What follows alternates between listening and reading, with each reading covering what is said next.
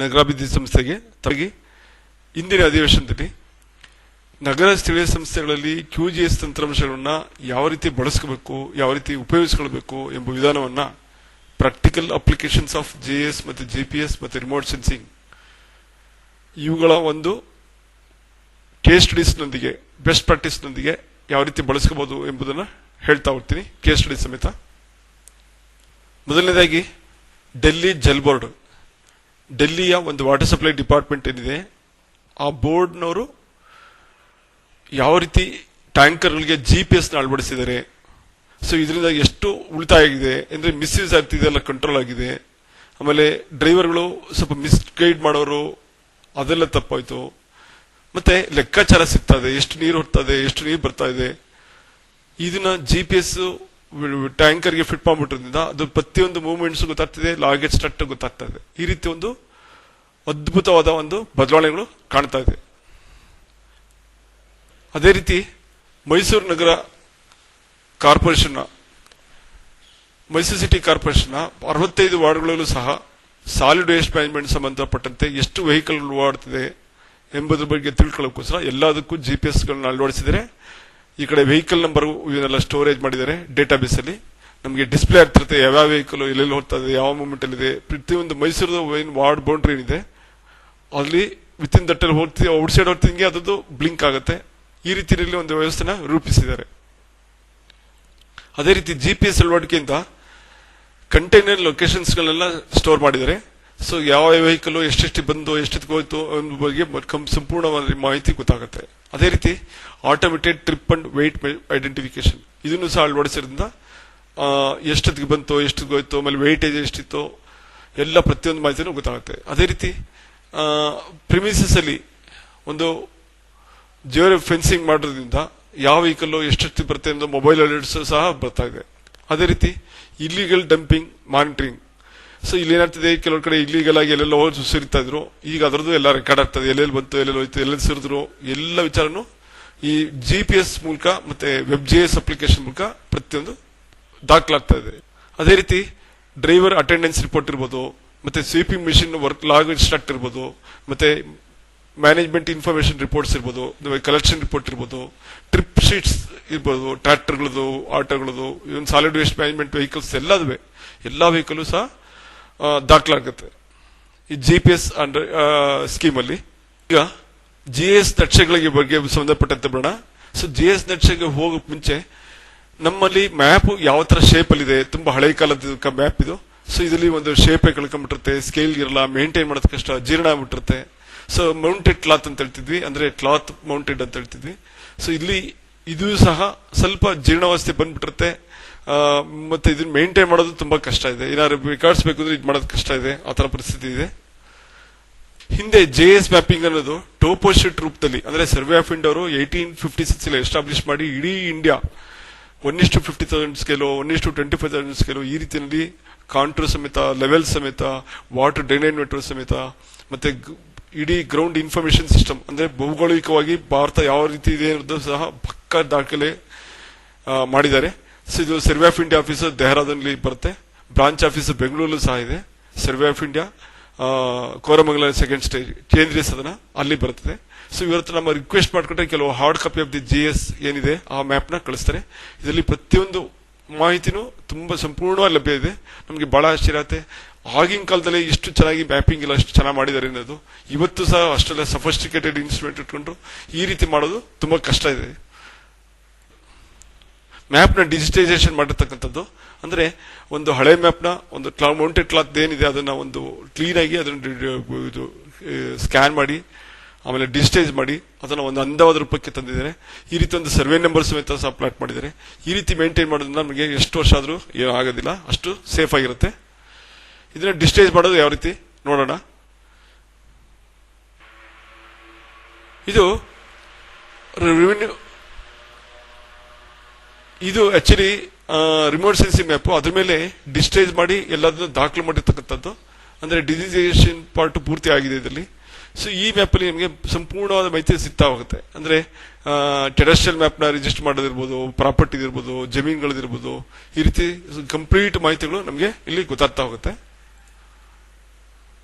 ಅದೇ ರೀತಿ ಇನ್ನೊಂದು ಉದಾಹರಣೆ, ರೆವಿನ್ಯೂ ಸರ್ವೆ ವೈಸ್ ಮ್ಯಾಪ್ನ ಯಾವ ರೀತಿ ಡಿಸ್ಟೇಜ್ ಮಾಡಿದ್ದಾರೆ, ಅದ್ರ ಮೇಲೆ ಬ್ಲೂ ಕಲರ್ ಲೈನ್ಸ್ ಯಾವ ರೀತಿ ಓವರ್ಲೇ ಮಾಡಿದ್ದಾರೆ. ಇದು ಲೇಯರ್ ಆಪರೇಷನ್ಸ್ ಇಲ್ಲಿ ರಾಷ್ಟ್ರ ಮ್ಯಾಪ್ ಇದೆ, ವೆಕ್ಟರ್ ಮ್ಯಾಪ್ ಇದೆ.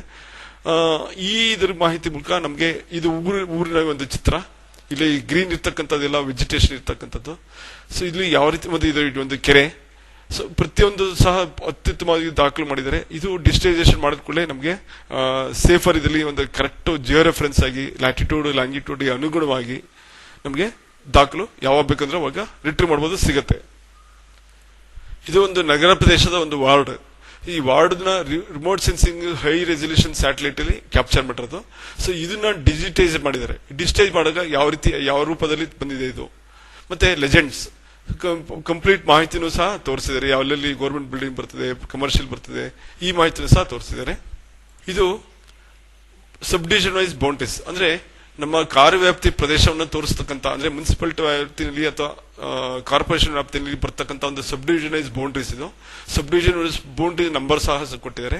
ಸೊ ಇದರಲ್ಲಿ ನಮಗೆ ಮಾಹಿತಿ ಏನಪ್ಪಾ ಗೊತ್ತಾಗುತ್ತಿದ್ರೆ ಎಲ್ಲೆಲ್ಲಿ ಯಾವ ಜುಡಿಷನ್ ಎಷ್ಟೆಷ್ಟು ಯಾವ ರೋಡ್ಗೆ ಎಂಡ್ ಆಗುತ್ತೆ ಅನ್ನೋದು ಒಂದು ಕಂಪ್ಲೀಟ್ ಮಾಹಿತಿ ನಮಗೆ ನಕ್ಷೆಯ ಸಮೇತ ಗೊತ್ತಾಗುತ್ತೆ. ಜಿಎಎಸ್ ನ ಒಂದು ಆರ್ಗನೈಸೇಷನ್ ಸ್ಟ್ರಕ್ಚರ್ ಅಂದ್ರೆ ಅಡ್ಮಿನಿಸ್ಟ್ರೇಷನ್ ಇಂದ ಹಿಡಿದು ಅಪ್ ಟು ಲೋಯೆಸ್ಟ್ ಲೆವೆಲ್ ತನಕ ಯಾರ್ಯಾರು ಬರ್ತಾರೆ, ಯಾವ್ಯಾವ ಹೈರಾರ್ಕಿ ಇದೆ, ಇದ್ರ ಮೇಲೆ ಒಂದು ಜಸ್ಟ್ ಕ್ಲಿಕ್ ಮಾಡಿದ್ರೆ ಸಾಕು ನಮಗೆ ಅದ್ರದ್ದು ಸಂಪೂರ್ಣ ಒಂದು ಮಾಹಿತಿ ಬರುತ್ತೆ. ಸೊ ಯಾರು, ಅವ್ರ ಫೋನ್ ನಂಬರ್ ಏನೋ, ಅವ್ರ ಹೆಸರೇನೋ, ಅವ್ರ ಎಜುಕೇಶನ್ ಏನೋ, ಅವ್ರ ಡೆಸಿಗ್ನೇಷನ್ ಏನೋ, ಸೊ ಪ್ರತಿಯೊಂದು ಮಾಹಿತಿನೂ ಇದರಲ್ಲಿ ನಮಗೆ ದಾಖಲಾಗುತ್ತೆ. ಅಂದ್ರೆ ಜಸ್ಟ್ ಟಿಪ್ ಆಫ್ ಎ ಒಂದು ಕ್ಲಿಕ್. ಸೊ ಎಲ್ಲಾ ಮಾಹಿತಿನೂ ಲಭ್ಯ ಆಗುತ್ತರ ಮಾಡುವಂಥದ್ದೇ ಜೆಎಸ್. ಇದು ಒಂದು ಕಂಟ್ರೋಲ್ ರೂಮ್. ಸೊ ನಗರ ವ್ಯಾಪ್ತಿ ಪ್ರದೇಶದಲ್ಲಿ ಅಥವಾ ಮುನ್ಸಿಪಾಲಿಟಿ ವ್ಯಾಪ್ತಿಯಲ್ಲಿ ಬರ್ತಕ್ಕಂಥ ಒಂದು ಪ್ರತಿಯೊಂದು ರೋಡ್ ಮೇಲೂ ಈ ತರ ಕ್ಯಾಮೆರಾಗಳನ್ನ ಮಾಡಿದ್ರೆ ಅದನ್ನು ಮಾನಿಟರ್ ಮಾಡ್ತಾ ಇರಬಹುದು. ಇವನ್ನ ಪೊಲೀಸ್ ಡಿಪಾರ್ಟ್ಮೆಂಟ್ ಸಹ ಯೂಸ್ ಮಾಡಬಹುದು.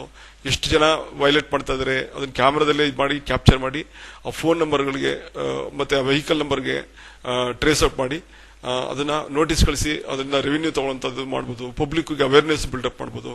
ಸೊ ಈ ರೀತಿ ಒಂದು ಕಂಟ್ರೋಲ್ ರೂಮ್ ಅಲ್ಲಿ ಒಂದು ಜಿಎಸ್ ನೊಂದಿಗೆ ಮತ್ತು ಕ್ಯಾಮೆರಾಗಳೊಂದಿಗೆ ಕಂಪ್ಲೀಟ್ ಮಾಹಿತಿನ ದೊರೆಯುವಂತೆ ಮಾಡಬಹುದು. ಇದನ್ನ ಆಟೋಮೇಷನ್ ಅಂತ ಹೇಳ್ಬೋದು, ಅಂತ ಕಮಾಂಡ್ ಸೆಂಟರ್ ಅಂತ ಹೇಳ್ಬೋದು.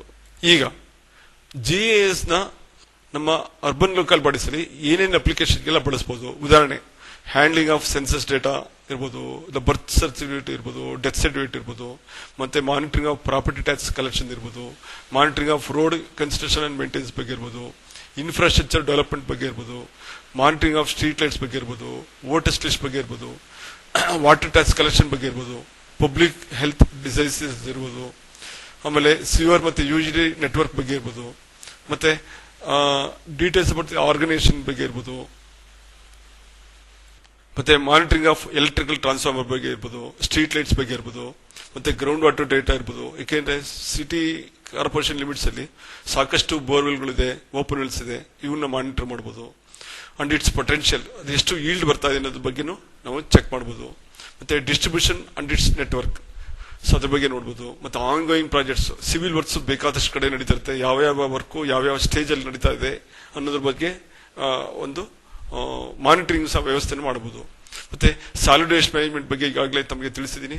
ಮತ್ತೆ ಜಿಪಿಎಸ್ ಉಪಯೋಗಿಸಿಕೊಂಡು ಯಾವ ರೀತಿ ಮಾಡಬಹುದು ಅನ್ನೋ ಬಗ್ಗೆ, ಮತ್ತೆ ಮಾನಿಟರಿಂಗ್ ಆಫ್ ಸ್ಟಾರ್ಮ್ ಟೈನ್ಸ್ ಬಗ್ಗೆ ಇರ್ಬೋದು, ಮತ್ತೆ ಪಾರ್ಕ್ ಮತ್ತೆ ಗಾರ್ಡನ್ಸ್ ಇವುಗಳೆಲ್ಲ ಮೇಂಟೈನ್ ಮಾಡಬೇಕಿರ್ಬೋದು, ಮತ್ತೆ ಬ್ಯಾರಿಯಲ್ ಗ್ರೌಂಡ್ ನ ಮಾನಿಟರ್ ಮಾಡಬೇಕಿರ್ಬೋದು, ಮತ್ತೆ ಲೇಕ್ ಅಂದ್ರೆ ಅದರ ಕಾರ್ಪೊರೇಷನ್ ವ್ಯಾಪ್ತಿ ಬರ್ತಕ್ಕಂಥ ಲೇಕ್ ಅಥವಾ ಟ್ಯಾಂಕ್ ಡೆವಲಪ್ಮೆಂಟ್ ಆಕ್ಟಿವಿಟೀಸ್ ಬಗ್ಗೆ ಮಾನಿಟರ್ ಮಾಡಬಹುದು.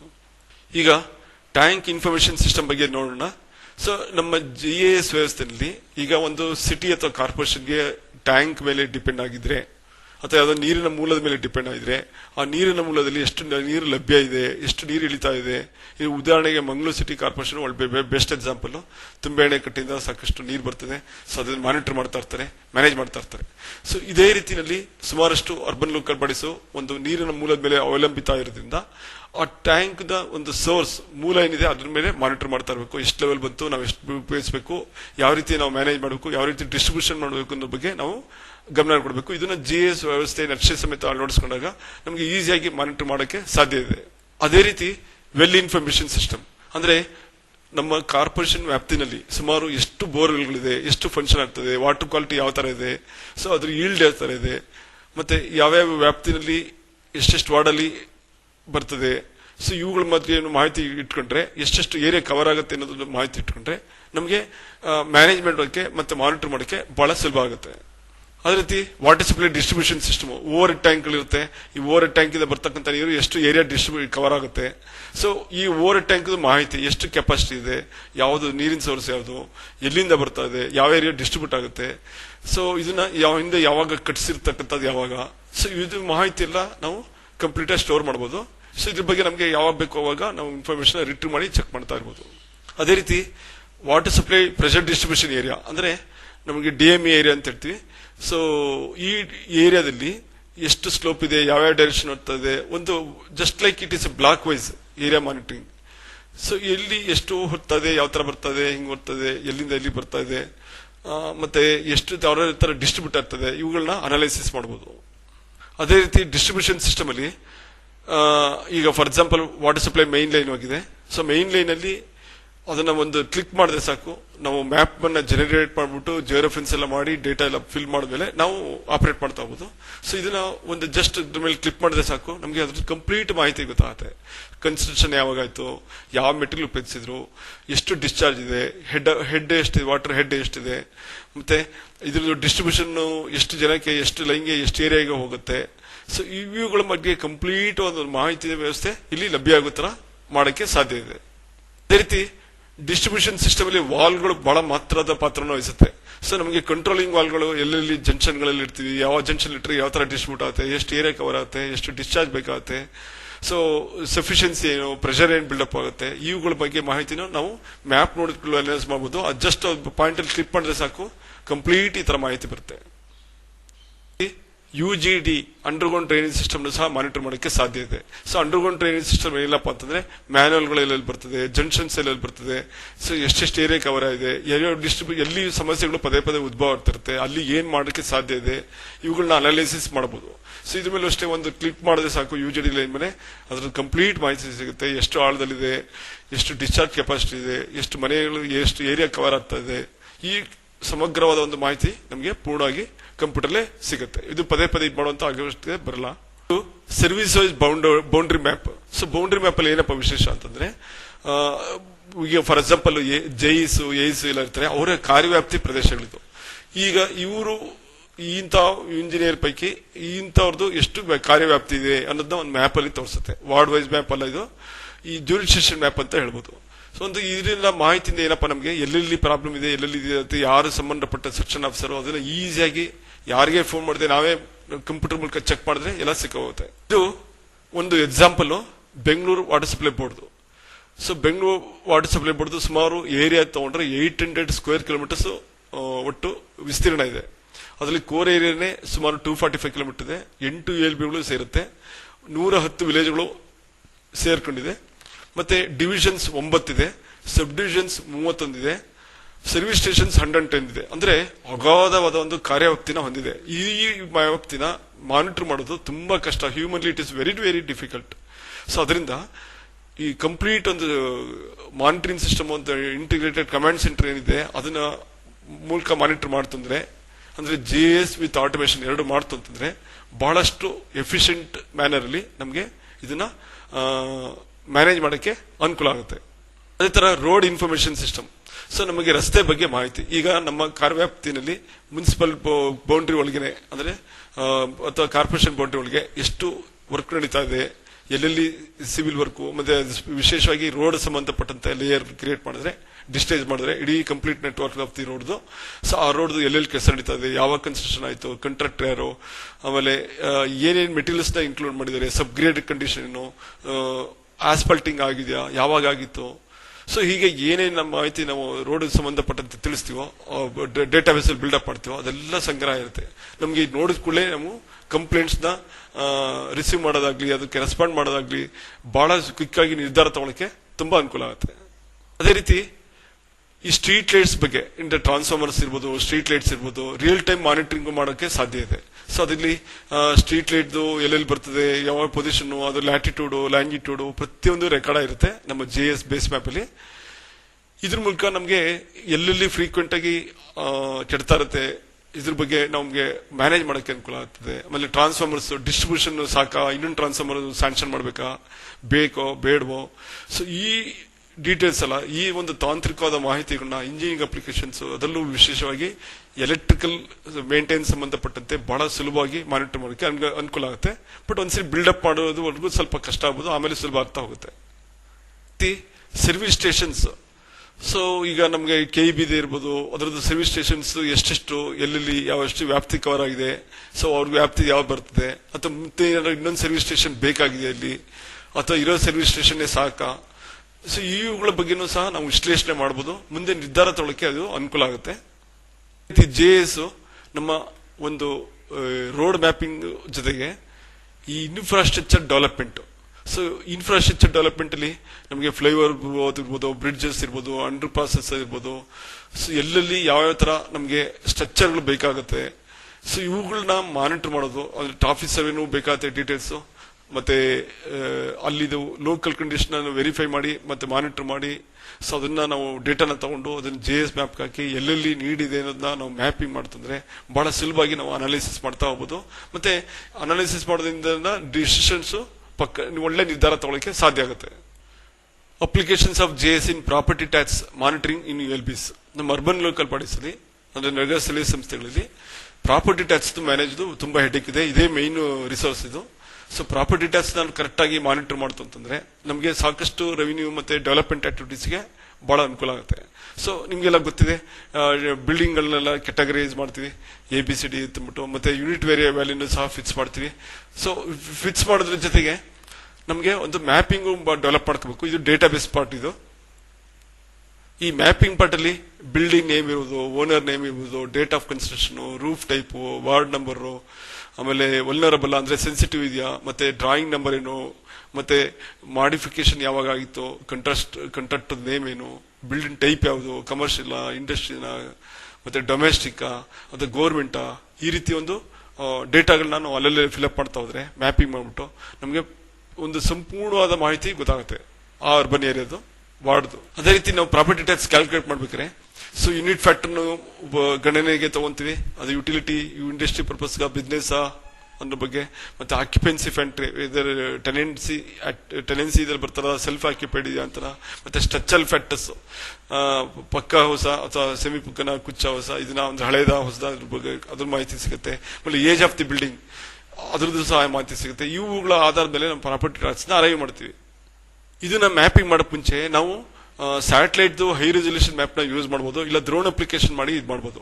ಸೊ ಈ ರೀತಿ ಡ್ರೋನ್ ಅಪ್ಲಿಕೇಶನ್ ಮಾಡಿ ಇದು ಮಾಡೋದ್ರಿಂದ ನಮಗೆ ಬಿಲ್ಡಿಂಗ್ ಹೈಟ್ ಮತ್ತೆ ಒಂದು ರೆಸಲ್ಯೂಷನ್ ಜಾಸ್ತಿ ಇದ್ದಾಗ ನಮಗೆ ಮ್ಯಾಪಿಂಗ್ ಆಕ್ಯುರಸಿ ಅಂದ್ರೆ ನಕ್ಷೆ ಒಂದು ತುಂಬಾ ಆಕ್ಯುರಸಿ ತುಂಬಾ ಚೆನ್ನಾಗಿರುತ್ತೆ. ಸೊ ಇದರಲ್ಲಿ ತುಂಬಾ ಆಕ್ಯುರಸಿ ಚೆನ್ನಾಗಿರೋದ್ರಿಂದ, ಹೈ ರೆಸಲ್ಯೂಷನ್ ಇರೋದ್ರಿಂದ ಮ್ಯಾಪಿಂಗ್ ಮಾಡೋಕ್ಕೆ ಬಹಳ ಅನುಕೂಲ ಆಗುತ್ತೆ. ಈ ರೀತಿ ಯಾವಾಗ ಒಂದು ಮ್ಯಾಪಿಂಗ್ ಮಾಡ್ತೀವಿ ಮತ್ತೆ ಇದಕ್ಕೆ ಡೇಟಾನ ಆಡ್ ಮಾಡ್ಕೊಂತೀವಿ, ಪಕ್ಕದಲ್ಲಿ ಕೊಟ್ಟಿರ್ತಕ್ಕಂಥ ಒಂದು ಡೇಟಾಸ್ ಏನಿದೆ ಈ ಡೇಟಾಸ್ ಆಡ್ ಮಾಡ್ಕೊಂಡಾಗ ನಮಗೆ ಪಕ್ಕ ಮಾಹಿತಿ ಒಂದು ಪ್ರಾಪರ್ಟಿ ಟ್ಯಾಕ್ಸ್ ಕ್ಯಾಲ್ಕುಲೇಷನ್ ಪರ್ಪಸ್ಗೆ ಒಳ್ಳೆ ನಿಖರವಾದ ಮಾಹಿತಿ ಸಿಗುತ್ತೆ. ಸೊ ಯಾವುದೇ ವಿಧವಾದ ಒಂದು ಸಮಸ್ಯೆಗೆ ಆಸ್ಪದ ಕಡಿಮೆ ಆಗುತ್ತೆ. ಈಗ ಒಂದು ವಾರ್ಡ್ ವೈಸ್ ಇದು ತಗೊಂಡಾಗ ಒಂದು ವಾರ್ಡ್ ಅಲ್ಲಿ ಇದು ಕೆರೆ, ಇದು ವಾಟರ್ ಬಾಡೀಸ್, ಇದು ಅಂದ್ರೆ ಲ್ಯಾಂಡ್ ಯೂಸ್ ಮತ್ತೆ land cover map of the urban area. ಒಂದು ವಾರ್ಡ್ ನ ಒಂದು ಲ್ಯಾಂಡ್ ಯೂಸ್ ಲ್ಯಾಂಡ್ ಪ್ಯಾಟರ್ನ್ ಯಾವ ತರ ಇದೆ, ಗೌರ್ಮೆಂಟ್ ಬಿಲ್ಡಿಂಗ್ ಇರ್ಬೋದು, ಪ್ರೈವೇಟ್ ಇರ್ಬೋದು, ಕಮರ್ಷಿಯಲ್ ಇರ್ಬೋದು, ಇಂಡಸ್ಟ್ರೀಸ್ ಇರ್ಬೋದು, ಇವುಗಳ ಬಗ್ಗೆ ಒಂದು ಸಮಗ್ರವಾದ ಒಂದು ಚಿತ್ರಣ, ಒಂದು ಪಕ್ಷಿ ನೋಟ ನಮಗೆ ದೊರೆಯುತ್ತೆ. ಸೊ ಇವುಗಳ ಮೂಲಕ ನಮಗೆ ಐಡೆಂಟಿಫಿಕೇಶನ್ ಬಹಳ ಈಸಿ. ಸೊ ಕಲರ್ಗಳನ್ನು ಅಷ್ಟೇ ನಾವು ಮ್ಯಾನ್ಯಲಿ ಕೂಡ ಅಗತ್ಯ ಇಲ್ವೇ ಇಲ್ಲ. ನಮಗೆ ಡೇಟಾ ಪ್ರಕಾರ ಇಂತ ಅಸೈನ್ ಮಾಡೋದ್ರೆ ಅದು ಆಟೋಮ್ಯಾಟಿಕ್ ಆಗಿ ಅದೇ ತೊಳುತ್ತೆ, ನಮಗೆ ಲೆಜೆಂಡ್ ಸಮೇತ ತೋರಿಸುತ್ತೆ. ಸೊ ಇದರಿಂದ ನಮಗೆ ಈಸಿಯಾಗಿ ಮಾನಿಟರಿಂಗ್ ಅಂತೂ ಬಹಳ ಬಹಳ ಕ್ವಿಕ್ ಆಗಿ ಮಾಡಕ್ಕೆ ಸಾಧ್ಯ ಇದೆ. ಸೊ ಇದು land use land cover map. So ಒಂದು ಎಕ್ಸಾಂಪಲ್ ಇದು. ಸೊ ಈ ಲ್ಯಾಂಡ್ ಯೂಸ್ ಲ್ಯಾಂಡ್ ಕವರ್ ನೋಡ್ತಿದಂಗೆ ನಮಗೆ ಗೊತ್ತಾಗ್ಬಿಡುತ್ತೆ ಈಗ ಗೌರ್ಮೆಂಟ್ ಲ್ಯಾಂಡ್ ಎಲ್ಲಿ ಬರ್ತದೆ, ರೆಸಿಡೆನ್ಷಿಯಲ್ ಲ್ಯಾಂಡ್ ಎಲ್ಲಿ ಬರ್ತದೆ, ಇಂಡಸ್ಟ್ರಿಯಲ್ ಎಲ್ಲಿ ಬರ್ತದೆ, ಕಮರ್ಷಿಯಲ್ ಎಲ್ಲಿ ಬರ್ತದೆ. ನಾವು ಈಸಿಯಾಗಿ ಅದನ್ನ ಒಂದು ಮಾನಿಟರಿಂಗ್ ವ್ಯವಸ್ಥೆನ ತುಂಬಾ ಉತ್ಕೃಷ್ಟ ಮಟ್ಟಕ್ಕೆ ತಗೊಂಡೋಗಿ ಸಾಧ್ಯ ಆಗುತ್ತೆ. ಸೊ ಏನಪ್ಪಾ ಅಂದ್ರೆ ಈ ಕಲರ್ ಕೋಡಿಫಿಕೇಶನ್ ಆಟೋಮೆಟಿಕ್ ಆಗಿ ತಗೊಳುತ್ತೆ. ನಾವು ಒಂದು ಕಲರ್ ಅಸೈನ್ ಮಾಡಿದ್ರೆ ಸಾಕು, ಅಂದ್ರೆ ಆಟೋಮೆಟಿಕ್ ಆಗಿ ತಗೊಳ್ಳೋ ವ್ಯವಸ್ಥೆನೂ ತಂತ್ರಾಂಶದಲ್ಲಿದೆ. ವಿಶೇಷವಾಗಿ QGIS ತಂತ್ರಾಂಶದಲ್ಲಿ ಅದನ್ನ ಅಳವಡಿಸಿದರೆ ನಾವು ಬೇಸ್ಡ್ ಆನ್ ದಿ ಡೇಟಾ ಇಂತಿಂತ ಇದು ಮಾಡುವಂತಂದ್ರೆ ಸಾಕು, ಅದು ಅದಾಗೆ ತಗೊಳುತ್ತೆ. ಇಲ್ಲ ಮ್ಯಾನ್ಯಲಿ ಬೇಕಾದ್ರೆ ನಮ್ಮ ಆಪ್ಷನ್ಲು ಸಹ ಕಸ್ಟಮೈಸ್ಡ್ ರೀತಿಯಲ್ಲಿ ನಾವು ಕಲರ್ ಕೋಡಿಫಿಕೇಶನ್ ಮಾಡಕ್ಕೆ ಸಾಧ್ಯ ಇದೆ. ಇದು ಒಂದು ಮ್ಯಾಪ್, ಟ್ಯಾಕ್ಸ್ ರಿಬೇಟ್ ಮ್ಯಾಪ್. ಅಂದ್ರೆ ಈಗ ಕೆಲವು ಗೌರ್ಮೆಂಟ್ ಬಿಲ್ಡಿಂಗ್ ಗಳಿಗೆ ಮತ್ತೆ ಗೌರ್ಮೆಂಟ್ ಲ್ಯಾಂಡ್ಗೆ ಟ್ಯಾಕ್ಸ್ ನಾವು ಇದು ಮಾಡಕ್ ಬರಲ್ಲ. ಸೊ ಹಾಗಾಗಿ ಯಾವ್ಯಾವ್ದು ಗೌರ್ಮೆಂಟ್ ಪ್ರಾಪರ್ಟೀಸ್ ಬರ್ತದೆ, ಎಲ್ಲಿ ಆಮೇಲೆ ಹಾಸ್ಪಿಟಲ್ಸ್ ಇರ್ಬೋದು, ಚಾರಿಟಬಲ್ ಟ್ರಸ್ಟ್ ಹಾಸ್ಪಿಟಲ್ಸ್ ಇರ್ಬೋದು, ಸೊ ಇಂಥವಕ್ಕೆ ನಾವು ಟ್ಯಾಕ್ಸ್ ಎಕ್ಸಂಪ್ಷನ್ ಇದು ಮಾಡ್ಬೇಕಾಗತ್ತೆ. ಸೊ ಇಂಥ ಸಿಚುವೇಶನ್ ಇದಕ್ಕೆ ಒಂದು ಮ್ಯಾಪಿಂಗ್, ಒಂದು ಲೇಯರ್ ಪ್ರಿಪೇರ್ ಮಾಡ್ಕೊಂಡ್ರೆ ಸಾಕು. ಸೊ ಎಷ್ಟೆಷ್ಟು ಟ್ಯಾಕ್ಸ್ ಇದರಿಂದ ಬರೋದಕ್ಕೆ ಸಾಧ್ಯ ಇಲ್ಲ ಅನ್ನೋದು ಗೊತ್ತಾಗುತ್ತೆ. ಸೊ ಇದು ಒಂದು ಮ್ಯಾಪ್, ಒಂದು ರೆಸಿಡೆನ್ಷಿಯಲ್ ಒಂದು ಬ್ಲಾಕ್ ಇದು. ಸೊ ಈ ರೆಸಿಡೆನ್ಷಿಯಲ್ ಬ್ಲಾಕ್ ಇದು ಏರಿಯಾ, ಇದು ದೊಡ್ಡ ಮುನ್ಸಿಪಲ್ ಏರಿಯಾ ಇದು. ಈ ಮುನ್ಸಿಪಲ್ ಏರಿಯಾದಲ್ಲಿ ಒಂದು ಪರ್ಟಿಕ್ಯುಲರ್ ವಾರ್ಡ್ ನಲ್ಲಿ ನಾನು ಒಂದು ಬಿಲ್ಡಿಂಗ್ ಮೇಲೆ ಕ್ಲಿಕ್ ಮಾಡಿದ್ರೆ ಆ ಬಿಲ್ಡಿಂಗ್ ಫೋಟೋ ಬರುತ್ತೆ, ಪ್ರತ್ಯಕ್ಷ ಆಗುತ್ತೆ. ಸೊ ಆ ಬಿಲ್ಡಿಂಗ್ ಯಾವ ತರ ಇದೆ, ಹೆಂಗಿದೆ, ಮತ್ತೆ ಅದರದ್ದು ಒಂದು ಮಾಹಿತಿ, ಮತ್ತೆ ಓನರ್ದು ಡೀಟೇಲ್ಸ್ ಬೇಕು ಅಂದ್ರೆ ಅದು ಸಿಗುತ್ತೆ, ಅದನ್ನು ಸಹ ಇದು ಮಾಡ್ಬೋದು. ಮುಂದಿನದಲ್ಲಿ ಅದನ್ನು ತೋರಿಸ್ತೀನಿ. ಸೊ ಇದು ಒಂದು ಮ್ಯಾಪ್. ಈ ಪ್ರಾಪರ್ಟಿ ಟ್ಯಾಕ್ಸ್ ಒಂದು ಮ್ಯಾಪ್ ಮೇಲೆ, ನಾನು GS ಮ್ಯಾಪ್ ಮೇಲೆ ನಾನೊಂದು ಜಸ್ಟ್ ಒಂದು ಬಟನ್ ಮೇಲೆ ಕ್ಲಿಕ್ ಮಾಡಿದೆ. ಕ್ಲಿಕ್ ಮಾಡಿದ ಕೂಡ ಅದರದ್ದು ಇನ್ಫಾರ್ಮೇಶನ್ ಬಂತು. ಓನರ್ ಯಾರು, ಅದ್ರ ಅಡ್ರೆಸ್ ಏನು, ಖಾತಾ ನಂಬರ್ ಇದೆ, tax up to date pay ಇದೆಯಾ, ಮತ್ತೆ ಯಾವ ಟೈಪ್ ಆಫ್ ಬಿಲ್ಡಿಂಗ್ ಇದು, ಓನರ್ ಯಾರು, ಅವ್ರ ಹೆಸರೇನು, ಪ್ರತಿಯೊಂದು ಮಾಹಿತಿನೂ ಸಿಗುತ್ತೆ. ಮತ್ತೆ ಜೊತೆಗೆ ಬಿಲ್ಡಿಂಗ್ ಪ್ಲಾನ್ ಪ್ರತ್ಯಕ್ಷ ಆಗುತ್ತೆ. ಬಿಲ್ಡಿಂಗ್ ಪ್ಲಾನು ಅದೇ ತರ ಇದೆಯಾ, ಬದಲಾವಣೆಗಳಾಗಿದೆಯಾ, ಇದನ್ನು ಸಹ ನಾವು ಮಾನಿಟರ್ ಮಾಡೋಕೆ ಅನಿಸಬಹುದು. ಅಂದ್ರೆ house plan attached with properties, ಅದನ್ನು ಸಹ ಮಾಡೋಕೆ ಅವಕಾಶ ಇದೆ. ಸೊ ಇದೊಂದು ಮ್ಯಾಪಲ್ಲಿ ಏನಪ್ಪ ವಿಶೇಷ ಅಂತಂದ್ರೆ ಟ್ಯಾಕ್ಸ್ ಡಿಫಾಲ್ಟರ್ಸ್, ಅಂದ್ರೆ ಯಾರ್ಯಾರು ಟ್ಯಾಕ್ಸ್ ಕಟ್ಟಿಲ್ಲ ಅಂತಂದ್ಬಿಟ್ಟು ನಾವು ಕ್ವೈರಿ ಕೊಟ್ರೆ, ಅಂದ್ರೆ ಎಂಕ್ವೈರಿ ಮಾಡಿದ್ರೆ ಸಾಫ್ಟ್ವೇರ್ ಮೂಲಕ, ಸೊ ಅದು ಇವೆಲ್ಲ ಯಾರು ಟ್ಯಾಕ್ಸ್ ಕಟ್ಟಿಲ್ಲ ಅವ್ರದೆಲ್ಲ ಒಂದು ಕೆಂಪು ಬಣ್ಣದ ಒಂದು ಚಿತ್ರಗಳ ಮೂಲಕ ಅವ್ರದ್ದು ಮಾಹಿತಿ ಲಭ್ಯ ಆಗುತ್ತೆ. ಇಂತಿಂತವ್ರು ಟ್ಯಾಕ್ಸ್ ಕಟ್ಟಿಲ್ಲ, ಸೊ ಇವ್ರದ್ದು ಡ್ಯೂ ಇದೆ ಅಂತಂದ್ಬಿಟ್ಟು ಇವ್ರದನ್ನ ನಾವು ಡೈರೆಕ್ಟ್ ಆಗಿ ಪ್ರಿಂಟ್ ತಗೊಂಡು ನಮ್ಮ ಬಿಲ್ ಕಲೆಕ್ಟರ್ಸ್ಗೆ ಹೇಳಿ ಅವ್ರ ಮೂಲಕ ನಾವು ಮ್ಯಾನೇಜ್ ಮಾಡಬಹುದು. ಅದೇ ರೀತಿ ಟ್ಯಾಕ್ಸ್ ಡಿಫಾಲ್ಟರ್ಸ್ ಇನ್ನೊಂದು ಮ್ಯಾಪ್. ಇಲ್ಲಿ ಏನಾಗುತ್ತೆ ಅಂದ್ರೆ ನಾವು ಟ್ಯಾಕ್ಸ್ ಪೇಯರ್, ಅಂದ್ರೆ ಡೊಮೆಸ್ಟಿಕ್ ಇರ್ಬೋದು, ಕಮರ್ಷಿಯಲ್ ಇರ್ಬೋದು, ಯಾರೇ ಇರ್ಬೋದು, ಅವರು ಹೋಗಿ ಟ್ಯಾಕ್ಸ್ ಪೇ ಮಾಡಿದ ಕೂಡಲೇ ಆ ಕಲರ್ ಕೋಡಿಫಿಕೇಶನ್ ತಾನಾಗೆ ಚೇಂಜ್ ಆಗ್ಬಿಡುತ್ತೆ. ಅಂದ್ರೆ it is interfaced with the software. So ಈ ರೀತಿ ನಾವು ಮಾಡೋದ್ರಿಂದ ನಮ್ಗೆ ಹುಡ್ಕೊಂಡು ಹೋಗುವಂತ ಅವಶ್ಯಕತೆ ಇಲ್ಲ. ಯಾರು ಕಟ್ಟಿಲ್ಲ ಅವ್ರದ್ದು ಎಕ್ಸ್ಟ್ರಾಕ್ಟ್ ಮಾಡಿದ್ರೆ ಒಂದು ಲಿಸ್ಟೇ ಕೊಟ್ಬಿಡುತ್ತೆ. ಇಂಥ ಡೇಟ್ ಅವ್ರಿಗೆ ಇಂಥ ಎಷ್ಟು ಜನದ್ದು ಡ್ಯೂ ಇದೆ ಅಂತಂದ್ಬಿಟ್ಟು ಬಹಳ ಸ್ಪಷ್ಟವಾಗಿ ನಮಗೆ ತಿಳಿದು ಬಂದ್ಬಿಡುತ್ತೆ. ಸೊ ಇವು ನೋಡಿ, ಫಾರ್ ಎಕ್ಸಾಂಪಲ್ ಇಲ್ಲಿ ಟ್ಯಾಕ್ಸ್ ನಾಟ್ ಪೇಡ್ ಕಂದು ಬಣ್ಣದ ಒಂದು ಇದಿದೆ, ಅಂದ್ರೆ ಬ್ರೌನ್ ಕಲರ್ ನೋಡಿ. ಬ್ರೌನ್ ಕಲರ್ ಎಲ್ಲ ತೋರಿಸ್ತಾ ಇರ್ತಕ್ಕಂಥದ್ದು ಇವರೆಲ್ಲ ಟ್ಯಾಕ್ಸ್ ಕಟ್ಟಿಲ್ಲ. ಇದನ್ನ ಈಸಿಯಾಗಿ ನಾವು ಅಸೆಸ್ ಮಾಡಬಹುದು. ಅದೇ ರೀತಿಯಲ್ಲಿ ಟ್ಯಾಕ್ಸ್ ಝೋನೇಷನ್ ಮ್ಯಾಪ್, ಇದು ಬಹಳ ಇಂಪಾರ್ಟೆಂಟ್. ಈಗ ನಮಗೆ ಮುನ್ಸಿಪಲ್ದು ಅಥವಾ ಕಾರ್ಪೊರೇಷನ್ದು ಬಜೆಟಿಂಗ್ ಮಾಡ್ಬೇಕಾದ್ರೆ ನಮಗೆ ಈ ವರ್ಷ ಒಂದು 5% ಟ್ಯಾಕ್ಸ್ ಜಾಸ್ತಿ ಮಾಡಿದ್ರೆ ಎಷ್ಟು ರೆವಿನ್ಯೂ ಬರುತ್ತೆ, ಯಾವುದಕ್ಕೆ ಉಪಯೋಗಿಸಬಹುದು, ಈ ರೀತಿ ಒಂದು ಬಜೆಟಿಂಗ್ ಆಯವ್ಯವನ್ನು ಪ್ರಿಪೇರ್ ಮಾಡ್ಕೋಬೇಕು. ಸೊ ಈ ಪ್ರಿಪೇರ್ ಮಾಡ್ಕೋಬೇಕು ಅಂದ್ರೆ ನಾವೊಂದು ಅಂದಾಜಲ್ಲಿ ಮಾಡ್ಬೋದು. ಏನಪ್ಪಾ ಅಂದ್ರೆ ಈಗ 1000ದಿಂದ 2000 ತನಕ ಎಷ್ಟು ಜನ ಕಟ್ತಿದ್ದಾರೆ ಟ್ಯಾಕ್ಸ್, 2000ದಿಂದ ಮೇಲ್ಪಟ್ಟು 5000 ತನಕ ಎಷ್ಟು ಜನ ಕಟ್ತಿದ್ದಾರೆ, ಒಂಥರ ಕ್ಲಾಸಿಫಿಕೇಶನ್ ಮಾಡ್ಕೊತಂದ್ರೆ, ಸೊ ಆ ಕ್ಲಾಸಿಫಿಕೇಶನ್ ಆಧಾರದ ಮೇಲೆ ನಮ್ಗೆ ಎಲ್ಲೆಲ್ಲಿಂದ ರೆವಿನ್ಯೂ ಬರ್ತದೆ, ಜಾಸ್ತಿ ಎಲ್ಲೆಲ್ಲಿ ಬರ್ತದೆ, ಯಾರನ್ನ ಟ್ಯಾಕಲ್ ಮಾಡಬಹುದು, ಯಾರನ್ನ ಬಿಡಬಹುದು, ಯಾವ ರೀತಿ ಅದನ್ನ ಮ್ಯಾನೇಜ್ ಮಾಡಬೇಕು, ಯಾರಿಗೂ ತೊಂದರೆ ರೀತಿಯಲ್ಲಿ ಯಾವ ರೀತಿ ಮ್ಯಾನೇಜ್ ಮಾಡಬಹುದು ಸಹ ನಮಗೆ ಸ್ಪಷ್ಟವಾಗುತ್ತೆ. ಅಂದ್ರೆ ಇದು ಪರ್ಸೆಂಟೇಜ್ ಆಫ್ ಟ್ಯಾಕ್ಸ್ ಜಾಸ್ತಿ ಮಾಡಿದ್ರೆ ಸಾಕು, ಇಮಿಡಿಯೇಟ್ ಆಗಿ ಬಜೆಟ್ ಅಲ್ಲಿ ಟೋಟಲ್ ಅಲ್ಲಿ ಎಷ್ಟು ಆಯವ್ಯಯದಲ್ಲಿ ಜಾಸ್ತಿ ಮಾಡಬಹುದು.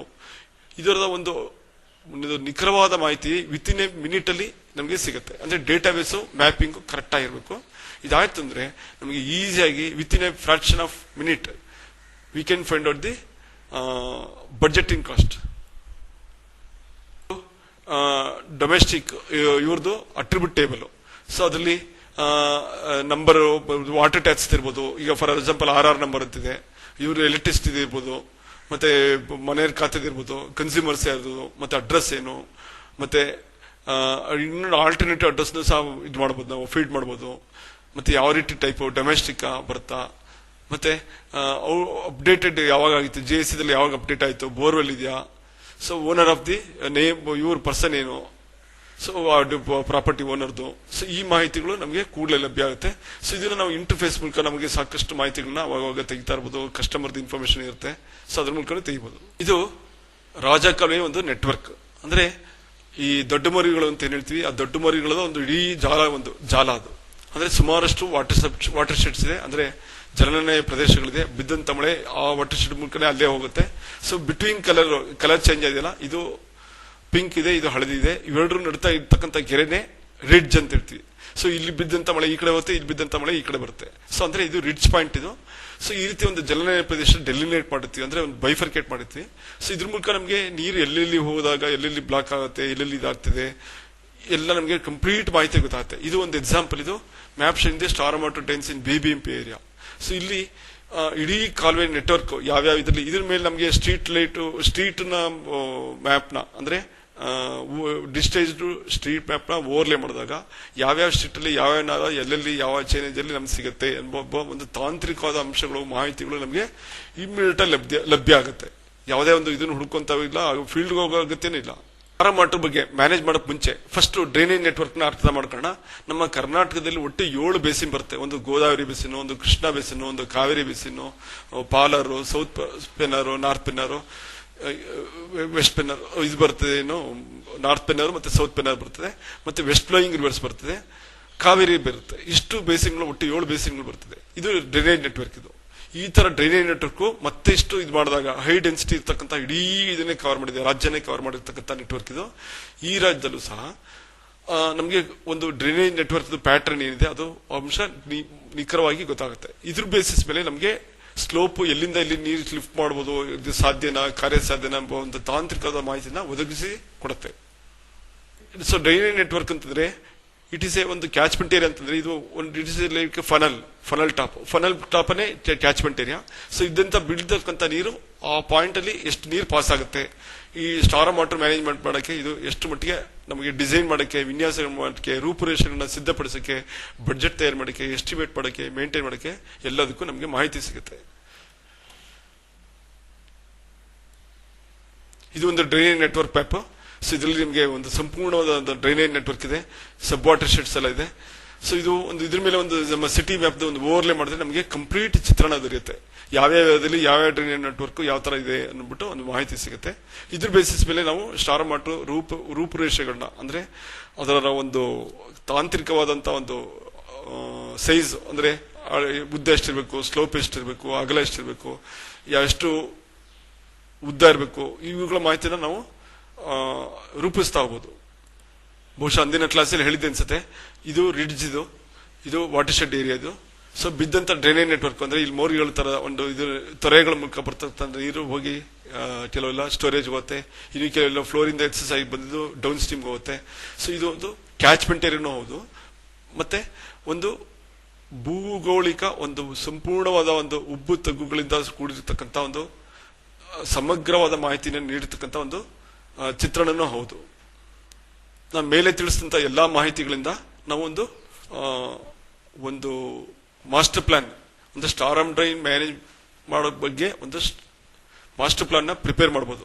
ಸೊ ಅದರಲ್ಲಿ ಈ ಸ್ಟ್ರಕ್ಚರಲ್ ಮೆಜರ್ಸ್, ಈ ಮೆಜರ್ ಮಾಡಿದಂತ ಇದು ಅಬ್ಸ್ಟ್ರಾಕ್ಟ್, ಇದು ಈ ಅಬ್ಸ್ಟ್ರಾಕ್ಟ್ ಅಲ್ಲಿ ಹೇಳಬಹುದಾದ್ರೆ ಒಂದು ಸ್ಟ್ರಕ್ಚರಲ್ ಮೆಜರ್ಸ್ ಮತ್ತು ನಾನ್ ಸ್ಟ್ರಕ್ಚರಲ್ ಮೆಜರ್ಸ್ ಎರಡು ರೀತಿಯಲ್ಲಿ ವಿಂಗಡಣೆ ಮಾಡಬಹುದು. ಮಾಸ್ಟರ್ ಪ್ಲಾನ್ ಪ್ರಿಪೇರ್ ಮಾಡಿದ ನಂತರ ಅಂದ್ರೆ ಇವೆಲ್ಲ ಡೇಟಾ ಕಲೆಕ್ಟ್ ಮಾಡಿರಬೇಕು, ಮ್ಯಾಪಿಂಗ್ ಮಾಡಿರಬೇಕು. ಸೊ ಅವುಗಳಿಗೆ ಬಂದಿರತಕ್ಕಂಥ ರಿಸಲ್ಟ್ ಇದು. ಈ ರಿಸಲ್ಟ್ ಅಲ್ಲಿ ಏನಪ್ಪಾ ಹೇಳುತ್ತಿದ್ರೆ, ಸ್ಟ್ರಕ್ಚರಲ್ ಮೆಜರ್ಸ್ ಅಲ್ಲಿ ಒಂದು drainage remote modelling works, drain remodelling works ಅಂತ ಹೇಳ್ತೀವಿ. ಅಂದ್ರೆ ಮತ್ತೆ ಸ್ಟ್ರಕ್ಚರ್ಗಳು ಮತ್ತೆ ಕಟ್ಟಬೇಕಾ, ಮತ್ತೇನಾದ್ರು ಶಾರ್ಟೇಜ್ ಇದೆಯಾ, ಶಾರ್ಟ್ ಕಮಿನ್ಸ್ ಇದೆಯಾ, ಮತ್ತೆ ಕ್ಯಾಚ್ಮೆಂಟ್ ಏರಿಯಾದಲ್ಲಿ ಏನು ಟ್ರೀಟ್ಮೆಂಟ್ ಕೊಡ್ಬೇಕಾ, ಲೋ ಲೈಯಿಂಗ್ ಏರಿಯಾದಲ್ಲಿ ಏನಾದ್ರು ಮಾಡಬೇಕಾ, ಮತ್ತೆ ನಾನ್ ಸ್ಟ್ರಕ್ಚರ್ ಏನಾಗ್ತದೆ ಅವೇರ್ನೆಸ್ ಬಿಲ್ಡಪ್ ಮಾಡುವಂಥದ್ದು, ಪಬ್ಲಿಕ್ ಅವೇರ್ನೆಸ್ ಮಾಡುವಂಥದ್ದು, ರೆಗ್ಯುಲೇಟರಿ ಕಂಟ್ರೋಲ್ ತರುವಂಥದ್ದು, ಅಂದ್ರೆ ಸ್ಟಾರ್ಮ್ ವಾಟರ್ ಯಾವ ರೀತಿ ಮ್ಯಾನೇಜ್ ಮಾಡಬೇಕು ಅನ್ನೋ ಬಗ್ಗೆ ಒಂದು ಟ್ರೈನಿಂಗ್ ಕೊಡುವಂಥದ್ದು, ಮತ್ತೆ ಅವೇರ್ನೆಸ್ ಸ್ಟಾಫ್ ಮತ್ತೆ ಪಬ್ಲಿಕ್ ಇಬ್ರಿಗೂ ಅವೇರ್ನೆಸ್ ಕೊಡುವಂಥದ್ದು, ಮತ್ತೆ ರಿಸ್ಕ್ ಅಥವಾ ಡಿಸಾಸ್ಟರ್ ಆದಾಗ ಯಾವ ರೀತಿ ಮ್ಯಾನೇಜ್ ಮಾಡಬೇಕು, ಈ ಬಗ್ಗೆ ಒಂದು ಕಂಪ್ಲೀಟ್ ಒಂದು ಸಮಗ್ರವಾದ ಮಾಹಿತಿನ ಕೊಡುತ್ತೆ. ಈ ಮಾಹಿತಿ ಪ್ರಿಪೇರ್ ಮಾಡಬೇಕಾದ್ರೆ ನಾವು JS ನಕ್ಷೆನ ಬಿಲ್ಡಪ್ ಮಾಡಬೇಕು, ಮತ್ತೆ ಜೊತೆಗೆ ಒಂದು ಡೇಟಾಬೇಸ್ ಸಹ ಜೊತೆಲೆ ಬಿಲ್ಡಪ್ ಮಾಡಬೇಕಾಗುತ್ತೆ. ಈ ರೀತಿ ಮಾಡೋದ್ರಿಂದ ನಮಗೆ ಕಂಪ್ಲೀಟ್ ಮಾಹಿತಿನ ಮಾಡಬಹುದು. ಇದ್ರ ಮಾಡೋದ್ರಿಂದ ಇದ್ರ ಬೇಸಿಸ್ ಮೇಲೆ ಆಕ್ಷನ್ ತಗೋಬಹುದು. ಯಾವ್ದು ಮಾಡಬೇಕು, ಯಾವ್ದಕ್ಕೆ ಇಂಪಾರ್ಟೆನ್ಸ್ ಇದೆ, ಏನೇನ್ ಮಾಡಬಹುದು ಎಲ್ಲದು ಮಾಡಕ್ಕೆ ಸರಿ ಹೋಗುತ್ತೆ. ಸೊ ಇದು ಬೆಂಗಳೂರು, ಅವಾಗಲೇ ಹೇಳ್ದಂಗೆ ಬೆಂಗಳೂರದ ಒಂದು ಏರಿಯಾ ಇದು. ಸೊ ಬೆಂಗಳೂರಲ್ಲಿ ಒಟ್ಟು 8 ಝೋನ್ ಬರ್ತದೆ. 8 ಝೋನ್ ಅಲ್ಲಿ ವಾಟರ್ ಶೆಡ್ ಏರಿಯಾ ಯಾವ ತರ ಬೈಫರ್ಕೇಶನ್ ಆಗಿದೆ. ಸೊ ಈ ಬೈಫರ್ಕೇಶನ್ ಏರಿಯಾದಲ್ಲಿ ಸಂಬಂಧಪಟ್ಟಂತೆ ಯಾವ ರೀತಿ ನಾವು ಸ್ಟಾರ್ಮ್ ವಾಟರ್ ಮ್ಯಾನೇಜ್ಮೆಂಟ್ ನ ಮ್ಯಾನೇಜ್ ಮಾಡಬೇಕು, ಮತ್ತೆ ಯಾವ ರೀತಿ ಪಬ್ಲಿಕ್ ಗೆ ತೊಂದರೆ ಆಗ್ತಿದ್ದಲ್ಲಿ ಅದನ್ನ ಸ್ಮೂತ್ ಆಗಿ ನೀರನ್ನ ಹೊರ ಹಾಕುವಂತ ವ್ಯವಸ್ಥೆ ಯಾವ ರೀತಿ ಮಾಡಬೇಕು, ಇವುಗಳ ಬಗ್ಗೆ ನಿರ್ಧಾರ ತಗೊಳ್ಳೋಕೆ ಅನುಕೂಲ ಆಗುತ್ತೆ. ಅದೇ ರೀತಿ ಇನ್ನೊಂದು ಸ್ಟಾರ್ಮ್ ವಾಟರ್ ಮ್ಯಾನೇಜ್ಮೆಂಟ್ ಸಂಬಂಧಪಟ್ಟಂತೆ ಇದು ಮೈಸೂರು ನಗರದ ಒಂದು ಚಿತ್ರಣ. ಸೊ ಇಲ್ಲಿ ಒಟ್ಟು 6 ವಾಟರ್ ಶೆಡ್ ಏರಿಯಾ ಇದೆ. ಈ ವಾಟರ್ ಶೆಡ್ ಏರಿಯಾದಲ್ಲಿ ನಮ್ಮ topo sheet survey of India map ಇಂದಾನೆ ನಾವು ತಯಾರು ಮಾಡಿರ್ತಕ್ಕಂಥದ್ದು. ಈ ಮ್ಯಾಪ್ ನಲ್ಲಿ ಡ್ರೈನೇಜ್ ನೆಟ್ವರ್ಕ್ ನಮಗೆ ಒಂದು ನಿಖರವಾದ ಮಾಹಿತಿ ಇದೆ. ಯಾವ್ಯಾವ ನೀರು ಎಲ್ಲೆಲ್ಲಿ ಬರ್ತದೆ, ಯಾವ ಇದು ಸೇರ್ತದೆ, ಒಂದು ಕಬಿನಿ ಸೇರುತ್ತೆ, ಒಂದು ಕಾವೇರಿ ನೀರು ಸೇರುತ್ತೆ. ಸೊ ಎರಡೂ ಯಾವ ರೀತಿ ಯಾವ ಡೈರೆಕ್ಷನ್ ಹೋಗ್ತದೆ, ಯಾವ ಬೇಸಿಸ್ ಮೇಲೆ ಇದು ಮಾಡ್ಬೋದು, ಮತ್ತೆ ಇದು ಮಾನಿಟರ್ ಮಾಡ್ಬೋದು, ಮ್ಯಾನೇಜ್ ಮಾಡ್ಬೋದು, ಒಂದು ಕಂಪ್ಲೀಟ್ ಚಿತ್ರಣ ಗೊತ್ತಾಗುತ್ತೆ. ಈಗ ಫಾರ್ ಎಕ್ಸಾಂಪಲ್ ಇಲ್ಲಿ ನಮಗೆ ಲೆವೆಲ್ಸ್ ಇನ್ಫಾರ್ಮೇಶನ್ ಸಹ ಟೋಪೋ ಶೀಟ್ ಸಿಗುತ್ತೆ. ಅದ್ರ ಬೇಸಿಸ್ ಮೇಲೆ ಎಕ್ಸಾಕ್ಟ್ಲಿ ಈ ಪಾಯಿಂಟ್ ಅಲ್ಲಿ ಎಷ್ಟು ಲೆವೆಲ್ ಇದೆ, highest level topo sheet boundary ಏನಿದೆ, ವಾಟರ್ ಶೆಡ್ ಬೌಂಡ್ರಿ, ಅದ್ರದ್ದು ಒಂದು ಇದು ಗೊತ್ತಾಗುತ್ತೆ, ಏನೋ ಡಿಸ್ಟೆನ್ಸ್ ಗೊತ್ತಾಗುತ್ತೆ, ಅದ್ರ ಎಲಿವೇಶನ್ ಗೊತ್ತಾಗುತ್ತೆ. ಆಮೇಲೆ ಲೋಯೆಸ್ಟ್ ಪಾಯಿಂಟ್ ಎಲಿವೇಶನ್ ಗೊತ್ತಾಗುತ್ತೆ. ಈ ಲೋಯೆಸ್ಟ್ ಪಾಯಿಂಟ್ಗಳಲ್ಲಿ ನಮಗೆ ಆಕ್ಚುಲಿ ಲೋ ಲೈಯಿಂಗ್ ಏರಿಯಾ ಇದು. ಈ ಲೋ ಲೈಯಿಂಗ್ ಏರಿಯಾದಲ್ಲಿ ರೆಡ್ ಮಾರ್ಕ್ ಮಾಡಿದೆ. ಸೊ ಇಲ್ಲಿ ಉದ್ದೇಶ ಏನಪ್ಪಾ ಅಂದ್ರೆ, ಈ ರೆಡ್ ಮಾರ್ಕ್ ಮಾಡೋದ್ರಿಂದ ನಾವು ಹೈಯರ್ ಪ್ರಯಾರಿಟಿ ಕೊಡಬೇಕಾಗತ್ತೆ. ಸೊ ಈ ಪ್ರಯಾರಿಟಿ ಕೊಟ್ಟು ಮಾಡೋದ್ರಿಂದ ನಮಗೆ ಯಾವ ರೀತಿ ಮ್ಯಾನೇಜ್ ಮಾಡಬೇಕು ಅನ್ನೋದು ಒಂದು ನಿಖರವಾದ ಒಂದು ನಿರ್ಧಾರ ತಗೊಳ್ಳಕ್ಕೆ ಅನುಕೂಲ ಆಗುತ್ತೆ. ಉದಾಹರಣೆಗೆ ಲೋ ಲೈಯಿಂಗ್ ಏರಿಯಾದಲ್ಲಿ ಈ ರೀತಿ ಒಂದು ಸಿಸ್ಟಮ್ ಅಂದ್ರೆ ಒಂದು ರೀಚಾರ್ಜ್ ಶಾಫ್ಟ್ ಕಟ್ಬಿಟ್ಟು ಕಟ್ಟೆ ಕಟ್ಬಿಟ್ಟು ಬರ್ತಕ್ಕಂಥ ಸ್ಟಾರ್ ಮೋಟರ್ದೆಲ್ಲ ಇಲ್ಲಿ ಲಿಂಕ್ ಮಾಡ್ಬಿಟ್ರೆ ಇದು ಲೋ ಲೈಯಿಂಗ್ ಏರಿಯಾದಲ್ಲಿ ಆಗಬೇಕು, ಬೇರೆ ಎಲ್ಲೂ ಮಾಡಕ್ ಸಾಧ್ಯ ಇಲ್ಲ. ಸೊ ಈ ರೀತಿ ರೀಚಾರ್ಜ್ ಹೆಚ್ಚುವರಿ ಆದಂತ ನೀರೆಲ್ಲ ಫುಲ್ಗೆ ಗ್ರೌಂಡ್ ವಾಟರ್ಗೆ ರೀಚಾರ್ಜ್ ಆಗ್ಬಿಡುತ್ತೆ. ಈ ರೀತಿಯಲ್ಲಿ ಒಂದು ವ್ಯವಸ್ಥೆ ಮಾಡೋಕ್ಕೆ ಅವಕಾಶ ಇದೆ. ಸೊ ಇದನ್ನ ನಾವು ಪ್ಲಾನ್ ಮಾಡ್ಕೋಬಹುದು ಮೊದಲೇ ಮುಂಚಿತವಾಗಿ. ಈ ರೀತಿ ಪ್ಲಾನ್ ಮಾಡೋದ್ರಿಂದ ಸ್ಟಾರ್ ವಾಟರ್ ಯಾವುದೇ ವಿಧವಾದ ಸಮಸ್ಯೆ ಉದ್ಭವ ಆಗದಂತೆ ನಾವು ಮ್ಯಾನೇಜ್ ಮಾಡಬಹುದು. ಅದೇ ರೀತಿ ನಗರ ಪ್ರದೇಶಗಳಲ್ಲಿ ಕೆಲವು ಕಡೆ ಬ್ರಿಡ್ಜಸ್ ಗಳಲ್ಲಿ ಸಬ್ಮರ್ಜೆನ್ಸ್ ಆಗ್ತಿರುತ್ತೆ, ಕೆಲವು ಕಡೆ ರೋಡ್ ಎಲ್ಲ ಫುಲ್ಲು ಮಳೆಯಿಂದ ಬ್ಲಾಕ್ ಆಗ್ಬಿಡುತ್ತೆ. ಎಸ್ಪೆಷಲಿ ಫ್ಲಡ್ಡಿಂಗ್ ಬಂದಾಗಂತೂ ರಿವರ್ ಸೋರ್ಸ್ ಎಲ್ಲಿ ಹತ್ರ ಇದೆ ಅಲ್ಲಿ ಸಮಸ್ಯೆಗಳು ಉದ್ಭವಿಸ್ತಲೇ ಇರುತ್ತೆ. ಸೊ ಇದನ್ನ ನಾವು ಯಾವ ರೀತಿ ಮಾಡಬೇಕು, ಯಾವ ರೀತಿ ಮ್ಯಾನೇಜ್ ಮಾಡಬೇಕು. ಸೊ ಇದಕ್ಕೆ ಏನ್ ಮಾಡಬಹುದಪ್ಪ ಅಂದ್ರೆ, ಸ್ಟಾರಮ್ ಡ್ರೈನೇಜ್ ನೆಟ್ವರ್ಕ್ ನ GIS ನೊಂದಿಗೆ ಆಟೋಮೇಷನ್ ಮಾಡುವಂತದ್ದು. ಅಂದ್ರೆ ಪ್ರತಿಯೊಂದು ಡ್ರೈನೇಜ್ ಸಿಸ್ಟಮ್ ಏನಿದೆ ಒಂದು ದೊಡ್ಡ ಬಾರಿಗಳಲ್ಲಿ ನಮ್ಮ ಸೆನ್ಸಾರ್ಗಳನ್ನ ನೋಡಿಸಿ ಆ ಸೆನ್ಸಾರ್ನ ಆಟೋಮೇಷನ್ ಮೂಲಕ ಕನೆಕ್ಟ್ ಮಾಡುವಂಥದ್ದು. ಈ ರೀತಿ ಮಾಡೋದ್ರಿಂದ ನಮಗೆ ವಿಡಿಯೋಗ್ರಾಫ್ ಮೂಲಕ ನೋಡಬಹುದು ಸ್ಟಾರ್ ವಾಟರ್ದು ಪೊಸಿಷನ್ ಹೆಂಗಿದೆ, ಡೇಂಜರ್ ಲೆವೆಲ್ ದಾಟಿದ್ಯಾ ಅಥವಾ ಲೋ ಇದರಲ್ಲಿ ಇದೆಯಾ, ಆಮೇಲೆ ಸ್ಮೂತ್ ಆಗಿ ಹರಿತಾ ಇದೆ ನೀರು. ಇದನ್ನ 24x7 ಮಾನಿಟರ್ ಮಾಡಬಹುದು.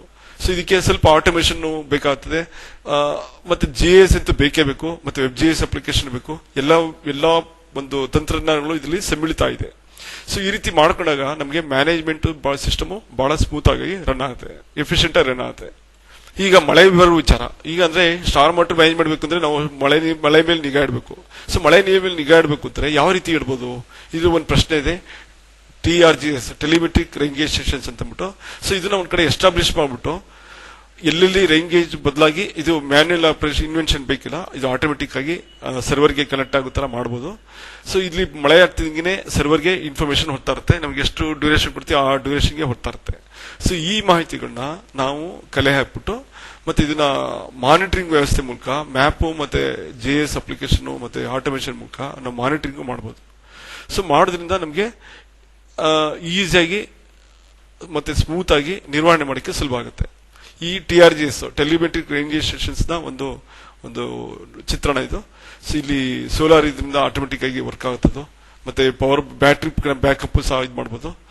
ಸೊ ಇದ್ರದ್ದು ಒಂದು ಕಂಟ್ರೋಲ್ ರೂಮ್, ಇದು ಕಂಟ್ರೋಲ್ ರೂಮ್ಗೆ ರವಾನೆ ಆಗ್ತಿರುತ್ತೆ. ಯಾವುದೇ ಒಂದು ಮಾಹಿತಿ ಮಳೆ ಇನ್ಫಾರ್ಮೇಶನ್ ಸಂಬಂಧಪಟ್ಟಂತೆ ಮಾಹಿತಿ ರವಾನೆ ಆಗ್ತಿರುತ್ತೆ. ಇದು ಬಹಳಗೆ ಮನುಷ್ಯನ ಒಂದು ಇಂಟರ್ವೆನ್ಷನ್ ತುಂಬಾ ಕಡಿಮೆ ಆಗುತ್ತೆ, ಮತ್ತೆ ಎಫಿಷಿಯನ್ಸಿನೂ ಜಾಸ್ತಿ ಆಗುತ್ತೆ. ಸೊ ಇದು ರೈನ್ಗೇಜ್ ಸ್ಟೇಷನ್ಸ್ ಎಸ್ಟಾಬ್ಲಿಷ್ ಮಾಡಿರ್ತಕ್ಕಂಥ ಪ್ಲೇಸಸ್ಗಳು. ಸೊ ಇಲ್ಲಿ ನಮಗೆ ಗೊತ್ತಿರುತ್ತೆ ರೈನ್ಫಾಲ್ ಎಷ್ಟು ಮಿಲಿಮೀಟರ್. ಇದು ಡಾರ್ಕ್ ಬ್ಲೂ ತೋರಿಸಿರ್ತಕ್ಕಂಥದ್ದು 1200 ಮಿಲಿಮೀಟರ್ ಮೇಲೆ ರೈನ್ಫಾಲ್ ಆಗ್ತದೆ.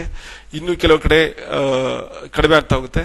ಸೊ ಲೆಸ್ ದ್ಯಾನ್ 400 ಬಿಡ್ತಕ್ಕಂಥ ಒಂದು ಕೆಲವು ಪ್ಲೇಸಸ್ ಸಹ ಇದೆ. ಸೊ ಈ ರೀತಿ ನಮಗೆ ಒಂದು ರೈನ್ಫಾಲ್ ಸ್ಟ್ಯಾಟಿಸ್ಟಿಕ್ಸ್ ಇಂದನೇ ನಮಗೆ ಬ್ಯೂಟಿಫುಲ್ ಆಗಿ ತುಂಬಾ ಚೆನ್ನಾಗಿ ಸುಂದರವಾಗಿ ಈ ರೀತಿ ಒಂದು ನಕ್ಷೆಗಳನ್ನ ಬಿಲ್ಡಪ್ ಮಾಡ್ಕೋಬಹುದು. ಇದರಿಂದ ನಮಗೆ ಗೊತ್ತಾಗುತ್ತೆ ಎಲ್ಲೆಲ್ಲಿ ರೈನ್ಫಾಲ್ ಎಷ್ಟೆಷ್ಟು ಯಾವ ಸಿಚುವೇಶನ್ ಯಾವ ತರ ಇದೆ ಅನ್ನೋ ಒಂದು ಕಂಪ್ಲೀಟ್ ಒಂದು ಹೇಳದೇ ಬೇಕಿಲ್ಲ ಯಾರುವೆ. ಈ ಚಿತ್ರ ನೋಡಿದ್ರೆ ಸಾಕು ನಿಮ್ಗೆ ಇಡೀ ಮಾಹಿತಿ ಗೊತ್ತಾಗ್ಬಿಡುತ್ತೆ. ಇದು ಅಷ್ಟೇ GIS ಮ್ಯಾಪ್ ಅಲ್ಲಿ GIS ಇದರಲ್ಲಿ ಬಿಲ್ಡಪ್ ಮಾಡಿರ್ತಕ್ಕಂಥದ್ದು ಒಂದು ನಕ್ಷೆ. ಈಗ ಒಂದು GIS ಮೂಲಕ ನಾವು ವಾಟರ್ ಕ್ವಾಲಿಟಿನ ಒಂದು ಮುನ್ಸಿಪಲ್ ಕಾರ್ಪೊರೇಷನ್ ಏರಿಯಾದಲ್ಲಿ ಯಾವ ರೀತಿ ಮಾನಿಟರ್ ಮಾಡಬಹುದು ಅನ್ನೋ ಬಗ್ಗೆ ಒಂದು ಕೇಸ್ ಸ್ಟಡಿ ಇದು. ಈಗ ಒಂದು ಗ್ರೌಂಡ್ ವಾಟರ್ನ ಯಾವ ರೀತಿ ನಾವು ಟ್ಯಾಪ್ ಮಾಡಬೇಕು, ಯಾವ ರೀತಿ ಮ್ಯಾನೇಜ್ ಮಾಡಬೇಕು. ಯಾಕಂದ್ರೆ ಗ್ರೌಂಡ್ ವಾಟರ್ ಬಹಳ ಇಂಪಾರ್ಟೆಂಟ್. ಈ ಗ್ರೌಂಡ್ ವಾಟರ್ ನಮ್ಮ GIS ಮೂಲಕ ಯಾವ ರೀತಿ ಮಾನಿಟರ್ ಮಾಡಬಹುದು, ಯಾವ ರೀತಿ ಅದ್ರ ಬಗ್ಗೆ ನಿರ್ಧಾರಗಳನ್ನ ತಗೋಬಹುದು. ಸೊ ಇರ್ತಕ್ಕಂಥ ಒಂದು ಡಿಸ್ಟ್ರಿಬ್ಯೂಷನ್ ಇದರಲ್ಲಿ ವೆಲ್ ಇನ್ಫಾರ್ಮೇಶನ್ ಅಂದ್ರೆ ಎಲ್ಲೆಲ್ಲಿ ಬೋರ್ವೆಲ್ಗಳು ನಾವು ಎಕ್ಸಾಂಪಲ್ ಈಗ ಫಾರ್ ಎಕ್ಸಾಂಪಲ್ ನಾನು ಕಾನ್ಸಂಟ್ರೇಟ್ ಮಾಡೋದು ಬೋರ್ವೆಲ್ಗಳು. ಈ ಒಂದು ಕಾರ್ಪೊರೇಷನ್ ವ್ಯಾಪ್ತಿಯಲ್ಲಿ ಎಷ್ಟು ಬೋರ್ವೆಲ್ಗಳಿದೆ, ಒಂದು ಲ್ಯಾಟಿಟ್ಯೂಡ್ ಲ್ಯಾಂಡಿಟ್ಯೂಡ್ ಸಮೇತ ಇನ್ಫಾರ್ಮೇಶನ್, ಅದ್ರದ್ದು ಈಲ್ಡ್ ಇರ್ಬೋದು, ಲೊಕೇಶನ್ ಇರ್ಬೋದು, ಮತ್ತೆ ಗೌರ್ಮೆಂಟ್ ದ ಪ್ರೈವೇಟ್ ದ ಆಮೇಲೆ ಡೆಪ್ತ್ ಆಫ್ ವೆಲ್ ಏನಿದೆ, ಮತ್ತೆ ಈಲ್ಡ್ ಹೇಗಿದೆ, ಕೇಸಿಂಗ್ ಪೈಪ್ ಯಾವ್ದು ಹಾಕಿದೆ, ಯುಟಿಲೈಸೇಷನ್ ಪ್ರೆಸೆಂಟ್ ಏನ್ ಮಾಡ್ತಿದ್ದಾರೆ, ಯಾವ ವರ್ಷದಲ್ಲಿ ಡ್ರಿಲ್ ಆಗಿತ್ತು, ಅದ್ರ ಸ್ಟೇಟಸ್ ಏನು, ವರ್ಕಿಂಗ್ ಅಥವಾ ನಾಟ್ ವರ್ಕಿಂಗ್, ಇವುಗಳ ಮತ್ತು ಸಮಗ್ರವಾದ ಒಂದು ಮಾಹಿತಿನ GPS ಸಮೇತ ಅಂದ್ರೆ ಒಂದು ಫೀಲ್ಡ್ ಅಲ್ಲಿ ಯಾವ ರೀತಿ ಮೊಬೈಲ್ ಅಲ್ಲಿ ಯೂಸ್ ಮಾಡಿ ಮಾಡಬಹುದು ಅಂತ ಒಂದು ಮುಂದಿನ ಎಕ್ಸಾಂಪಲ್ ಇದು. ಇದನ್ನ ಫೀಲ್ಡ್ ಹೋಗ್ಬಿಟ್ಟು ಅಲ್ಲಿ ನಮ್ಮ ಮೊಬೈಲ್ ಅಲ್ಲಿ ಒಂದು ಕಸ್ಟಮೈಸ್ಡ್ ಒಂದು ಆಪ್ ಇದೆ, ಅದನ್ನ ನಾವು CDK ಅಂತ ಹೇಳ್ತೀವಿ, ಆಪರೇಷನ್ ಡೇಟಾ ಕಿಟ್ ಅಂತ, ODK ಅಂತ ಬಿಟ್ಟು. ಈ ಆಪರೇಷನ್ ಡೇಟಾ ಕಿಟ್ ಸಾಫ್ಟ್ವೇರ್ ಮೂಲಕ ನಾವು ತಗೊಂಡಾಗ ಒಂದು ಫಾರಂ ಇರುತ್ತೆ, ಸ್ಟ್ಯಾಂಡರ್ಡೈಸ್ ಮಾಡ್ಕೊಂಡಿರ್ತಾರೆ ಒಂದು ಫಾರಂ. ಸೊ ಈ ಫಾರಂ ನ ಜನರೇಟ್ ಮಾಡ್ಕೊಂಡು ನಾವು ಫೀಲ್ಡ್ ಹೋಗ್ಬಿಟ್ಟು ಜಿಯೋ ಟ್ಯಾಗಿಂಗ್ ಮಾಡ್ಬೋದು. ಆ ಬೋರ್ವೆಲ್ ಎಲ್ಲೆಲ್ಲಿ ಬರುತ್ತೆ, ಅದ್ರ ಕ್ವಾಲಿಟಿ ಪ್ಯಾರಾಮೀಟರ್ಸ್ ಏನು, ಮತ್ತೆ ಮುಂಚೆನೆ ಟೆಸ್ಟ್ ಮಾಡಿಸಿರ್ಬೇಕು ವಾಟರ್ ಕ್ವಾಲಿಟಿ. ಮಾಡಿಸಿದ ಕೂಡ ಬೋರ್ವೆಲ್ ಹತ್ರ ಹೋಗ್ಬಿಟ್ಟು ನಾವು ಇದ್ರ ಮೂಲಕ ನಮ್ಮ ಮೊಬೈಲ್ ಮೂಲಕನೇ ನಾವು ಎಲ್ಲ ಫಾರ್ಮ್ ಫಿಲ್ ಅಪ್ ಮಾಡ್ಬಿಟ್ಟು ಅದನ್ನ ಸೆಂಡ್ ಅಂತ ಕೊಡೋದು, ಅದು ಸರ್ವರ್ಗೆ ಬಂದು ಬೀಳುತ್ತೆ. ಇದು ನಂಬರ್ ಆಫ್ ಸ್ಯಾಂಪಲ್ಸ್ ಇಡೀ ಕರ್ನಾಟಕ ತಗೊಂಡಿರ್ತಕ್ಕಂಥ ಒಂದು ಎಕ್ಸಾಂಪಲ್ ಇದು. ಈ ಸ್ಯಾಂಪಲ್ಗಳೆಲ್ಲ ಇಡೀ ಸ್ಯಾಂಪಲ್ ಒಂದೇ ದಿವಸದಲ್ಲಿ ಕಲೆಕ್ಟ್ ಮಾಡ್ಕೊಂಡು ಒಂದೇ ದಿವಸ ಸರ್ವರ್ ಕಳಿಸ್ಬಿಡ್ಬೋದು. ಇಷ್ಟು ಮಾಹಿತಿನೂ ಅಂದ್ರೆ ಅಕ್ಷಾಂಶ ರೇಖಾಂಶದಿಂದ ಹಿಡಿದು ಅದ್ರ ಕ್ವಾಲಿಟಿ, ಒಂದು ಊರು, ಮತ್ತೆ ಅಲ್ಲಿ ಕ್ಲಾಸ್ ಯಾವ ತರ ಇದೆ, ಪಾಪ್ಯುಲೇಷನ್ ಯಾವ ತರ ಇದೆ, ಮತ್ತೆ ವಾಟರ್ ಕ್ವಾಲಿಟಿ ಪ್ಯಾರಾಮೀಟರ್ಸ್ ಇವೆಲ್ಲ. ಸೊ ಈ ಪ್ಯಾರಾಮೀಟರ್ಸ್ ನಾವು ಫಿಲ್ ಮಾಡ್ತಂದ್ರೆ ಸಾಕು, ನಮ್ಗೆ ಇಡೀ ಮಾಹಿತಿ ಒಂದೇ ದಿನಕ್ಕೆ ಒಂದೇ ಕ್ಷಣದಲ್ಲಿ ಸರ್ವರ್ಗೆ ಹೋಗುತ್ತೆ. ಇದು ಇಡೀ ಕರ್ನಾಟಕದಿಂದ ಎಲ್ಲರೂ ಒಟ್ಟಿಗೆ ಟೈಮ್ ಅಲ್ಲಿ ಮಾಡಿದ್ರೆ ಒಂದೇ ಬಾರಿಗೆ ಎಲ್ಲ ಇನ್ಫಾರ್ಮೇಶನ್ ಸರ್ವರ್ ಸ್ಟೋರ್ ಆಗ್ಬಿಡುತ್ತೆ. ಸರ್ವರ್ ಸ್ಟೋರ್ ಆಗಿ ಇದನ್ನ ಮ್ಯಾಪ್ ಅಲ್ಲಿ ಯಾವ ರೀತಿ ಡಿಸ್ಪ್ಲೇ ಮಾಡಬಹುದು ನೋಡೋಣ. So water quality parameters consider ಮಾಡೋರಂಥದ್ದು ಇದು. ಸೊ ಇಲ್ಲಿ ರೆಡ್ ಅಲ್ಲಿ ತೋರಿಸ್ತಾ ಇರ್ತಕ್ಕಂಥದ್ದೆಲ್ಲ ಲಿಮಿಟ್ಸ್ ಜಾಸ್ತಿ ಆಗ್ತಕ್ಕಂಥದ್ದು, ಅಂದ್ರೆ ಬ್ಯೂರೋ ಆಫ್ ಇಂಡಿಯನ್ ಸ್ಟ್ಯಾಂಡರ್ಡ್ಸ್ ಇದ್ರ ಪ್ರಕಾರ ಲಿಮಿಟ್ ನ ದಾಟಿ ಮುಂದಕ್ಕೆ ಹೋಗಿರ್ತಕ್ಕಂಥದ್ದು. ಸೊ ಇದನ್ನ ಯಾವ ರೀತಿ ಅನಲೈಸ್ ಮಾಡಬಹುದು, ಹೆಂಗ್ ಬಂತು ನೋಡೋಣ, ಅದು ಮ್ಯಾಪಿಂಗ್ ಮಾಡಿ ನೋಡೋಣ. ನಾವು ತಗೊಂಡಿರ್ತಕ್ಕಂಥ ಡೇಟಾನ ಇದರ ಒಂದು ತಾಲೂಕ್ ವೈಸ್ ಇದೆ, ಅದೇ ತರ ವಿಲೇಜ್ ವೈಸ್ ಮಾಡಬಹುದು. ಈ ಡೇಟಾಗಳನ್ನ, ಈ ಚಿತ್ರಣದಿಂದ ಪಡೆದಂತ ಡೇಟಾಗಳನ್ನ ಡೈರೆಕ್ಟ್ ಆಗಿ ಈ ಮ್ಯಾಪ್ ಅಲ್ಲಿ ಹೋಗಿ ಸ್ಟೋರ್ ಆಗುತ್ತೆ. ಈ ಮ್ಯಾಪ್ ಅಲ್ಲಿ ಸ್ಟೋರ್ ಆಗೋದನ್ನ ಡಿಸ್ಪ್ಲೇ ಆಗುತ್ತೆ. ನಮಗೆ ಯಾವ ಐಟಮ್ ನಾವು ಡೇಟಾ ಕೇಳ್ತೀವಿ ಆ ಐಟಮ್ ಇದಾಗುತ್ತೆ. ಫಾರ್ ಎಕ್ಸಾಂಪಲ್ ಐರನ್ ಅಂತಿದ್ದಂಗೆ ಐರನ್ದು ಎಲ್ಲೆಲ್ಲಿ ಕಂಟೆಂಟ್ ಜಾಸ್ತಿ ಇದೆ ಇದನ್ನ ಓವರ್ಲೇ ಮಾಡಬಹುದು, ತೋರಿಸ್ತೀನಿ ಮುಂದೆ. ಈ ಓವರ್ಲೇ ಮಾಡಿದಾಗ ಯಾವ ವಿಲೇಜ್ಗಳಲ್ಲಿ, ಯಾವ ನಗರ ಪ್ರದೇಶಗಳಲ್ಲಿ ಈ ಐರನ್ ಕಂಟೆಂಟ್ ಜಾಸ್ತಿ ಇದೆ, ಮತ್ತೆ ಟೋಟಲ್ ಹಾರ್ಡ್ನೆಸ್ ಎಲ್ಲೆಲ್ಲಿ ಜಾಸ್ತಿ ಇದೆ, ಮತ್ತೆ ಫ್ಲೋರೈಡ್ ಕಂಟೆಂಟ್ ಎಲ್ಲೆಲ್ಲಿ ಜಾಸ್ತಿ ಇದೆ, ಲಿಮಿಟ್ ಬಿಟ್ಟು ಹೋಗಿದೆ, ಮತ್ತೆ TDS ಟೋಟಲ್ ಡಿಸಾಲ್ವ್ ಸಾಲಿಡ್ಸ್ ಎಲ್ಲೆಲ್ಲಿ ಜಾಸ್ತಿ ಇದೆ ಎಂಬ ನಿಖರವಾದ ಮಾಹಿತಿನ ಯಾವ್ಯಾವ ಪ್ರದೇಶದಲ್ಲಿ ಎಷ್ಟಿಟ್ಟಿದೆ ಅಂತ ಕೇವಲ ಒಂದೇ ದಿವಸದಲ್ಲಿ ನಾವು ಇಡೀ ಕರ್ನಾಟಕ ಮುಂದೆ ಶೋಧಿಸಬಹುದು. ಅಂದ್ರೆ ಡೇಟಾಬೇಸ್ ಮ್ಯಾಪ್ ನ ಕರೆಕ್ಟ್ ಆಗಿ ನಾವು ಮಾಡ್ಕೊಂಡ್ರು. ಇದನ್ನ WebGIS ಅಪ್ಲಿಕೇಶನ್ ಮೂಲಕನೂ ಮಾಡಬಹುದು. ಇದೇ ಒಂದು ಡೇಟಾನ, ಇದೇ ಒಂದು ವಿವರಗಳನ್ನ ನಾವು GIS ನ ಮೂಲಕ, WebGIS ಅಪ್ಲಿಕೇಶನ್ ಮೂಲಕ, ಅಂದ್ರೆ ಗೂಗಲ್ ಅರ್ತ್ ಮೂಲಕ ನಾವು ಓವರ್ಲೇ ಮಾಡಿದಾಗ ನಮಗೆ ಇನ್ನಷ್ಟು ಮಾಹಿತಿಗಳು ಗೊತ್ತಾಗುತ್ತೆ. ಅದ್ರ ಟೋಪೋಗ್ರಫಿ ಫೀಚರ್ ಏನು, ಈಗ ಇಲ್ಲಿ ಉಪ್ಪು ನೀರು ಜಾಸ್ತಿ ಇದೆ ಅಂತಂದ್ರೆ ಯಾಕೆ ಕಾರಣ ಇದೆ, ಇಲ್ಲಿ ಸಮುದ್ರಕ್ಕೆ ಹತ್ರ ಇದೆ, ಇಲ್ಲಿ ಏನೋ ಸಮಸ್ಯೆ ಇದೆ, ನೀರಿನ ಗ್ರೌಂಡ್ ವಾಟರ್ ಪ್ರಾಬ್ಲಮ್, ಅದು ಇನ್ಫಿಲ್ಟ್ರೇಷನ್ ಆಗ್ತಿದೆ, ಈ ರೀತಿ ಅನಾಲಿಸಿಸ್ ಎಲ್ಲ ಮಾಡ್ತಾ ಹೋಗುದು. ಇಲ್ಲಿ ಡ್ರೈ ಬೆಲ್ಟ್ ಇದು. ಸೊ ಡ್ರೈ ಬೆಲ್ಟ್ ಯಾಕಾಯ್ತು ಅಂದ್ರೆ ಸ್ವಲ್ಪ ಏರು ಜಾಸ್ತಿ ಇರುತ್ತೆ, ಹಾಗಾಗಿ ಮೀನ್ ಸ್ವಲ್ಪ ಗಾಳಿ ಜಾಸ್ತಿ ಬಿದ್ದಷ್ಟು ಗ್ರೌಂಡ್ ವಾಟರ್ ಟೇಬಲ್ ಸ್ವಲ್ಪ ಡಿಪ್ಲೀಟ್ ಆಗ್ತಾ ಹೋಗುತ್ತೆ, ಇದೊಂದು ಸ್ವಲ್ಪ ಸಮಸ್ಯೆ ಇದೆ. ಮತ್ತೆ ಇಲ್ಲಿ ಏನು ಸಮಸ್ಯೆ ಇದೆ, ಇಲ್ಲಿ ಏನು ಸಮಸ್ಯೆ ಇದೆ, ಈ ರೀತಿ ಒಂದು ಕಂಪ್ಲೀಟ್ ಒಂದು ಚಿತ್ರಣವನ್ನ ನಾವು ಗೂಗಲ್ ಅರ್ತ್ ಮೂಲಕ ಸಹ ಸ್ವಲ್ಪ ವಿಶ್ಲೇಷಣೆಗೆ ಒಳಪಡಿಸಬಹುದು. ಈ ಬರ್ತಕ್ಕಂಥ ರಿಸಲ್ಟ್ನೆಲ್ಲ ನಾವು ಸಮಗ್ರವಾಗಿ ಒಂದು ಇನ್ಫರೆನ್ಸ್ ಡ್ರಾ ಮಾಡಿದಾಗ, ಅಂದ್ರೆ ಅದರ ಫಲಿತಾಂಶ ಇದು ಮಾಡಿದಾಗ, ಒಂದು ಅನಾಲಿಸಿಸ್ ನ ಮಾಡಿದಾಗ ಯಾವ ರೀತಿ ಬರುತ್ತೆ ನೋಡಿ. ಅವೈಲಬಲ್ ಆಪ್ಷನ್ಸ್ ಏನಿದೆ ಅಂದ್ರೆ ಫ್ಲೋರೈಡ್ ಇದೆ, ಇಲ್ಲಿ ಗ್ರೌಂಡ್ ವಾಟರ್ ಸೋರ್ಸ್ ಇದು ಸಮಸ್ಯೆಯಿಂದ ಆಗ್ತಿರೋದು ಇದು. ಸೊ ಈ ಅಕ್ಸೆಪ್ಟೆಡ್ ಅಂದ್ರೆ ರೆಮಿಡಿಯಲ್ ಮೆಷರ್ಸ್, ಅದಕ್ಕೆ ಪರಿಹಾರ ಏನ್ ಮಾಡ್ಬೋದು, ಸೊ ಅದಕ್ಕೆ ರೀಚಾರ್ಜಿಂಗ್ ಮಾಡುವಂತ ವ್ಯವಸ್ಥೆ ಮಾಡ್ಬೋದಾ, ನೈಟ್ರೇಟ್ ಜಾಸ್ತಿ ಇದ್ರೆ ಏನ್ ಮಾಡ್ಬೋದು, TDS ಜಾಸ್ತಿ ಇದ್ರೆ ಏನ್ ಆಲ್ಟರ್ನೇಟಿವ್ ಸೋರ್ಸಸ್ ನೋಡಬಹುದು ಅಥವಾ ಬೇರೆ ಏನ್ ಮಾಡಬಹುದು, ಮತ್ತೆ ಐರನ್ ಕಂಟೆಂಟ್ ಜಾಸ್ತಿ ಇದ್ರೆ ಅದಕ್ಕೇನ್ ಸೊಲ್ಯೂಷನ್, ಈ ರೀತಿ ಒಂದು ರೆಮಿಡಿಯೇಷನ್, ಅದಕ್ಕೊಂದು ಪರಿಹಾರನೂ ಸಹ ಕಂಡುಹಿಡಬಹುದು. ನಮ್ಮ ಹತ್ರ ಡೇಟಾ ಇದ್ರೆ ಅದಕ್ಕೆ ತಕ್ಕಂತ ಒಂದು ಸೊಲ್ಯೂಷನ್ ಅನ್ನು ಸಹ ನಾವು ಪ್ರೊವೈಡ್ ಮಾಡಕ್ಕೆ ಸಾಧ್ಯ ಆಗುತ್ತೆ. ಅದೇ ರೀತಿ ಒಂದು ದೇವದುರ್ಗ ತಾಲೂಕು ಒಂದು TDS map, total dissolve solids concentration ಎಲ್ಲೆಲ್ಲಿದೆ, ನಮಗೆ ಊರಲ್ಲಿ ಹೋಗಿ ಸರ್ವೆ ಮಾಡಿದ್ರೆ ಗೊತ್ತಾಗಲ್ಲ, ಒಬ್ರಿಗೆ ಮಾಹಿತಿ ತಗೊಂಡ್ರೆ ಗೊತ್ತಾಗಲ್ಲ.